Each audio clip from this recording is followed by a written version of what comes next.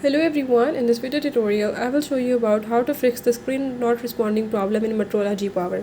So if in Moto G Power you are facing the issue that screen is not responding, I will show you how to fix.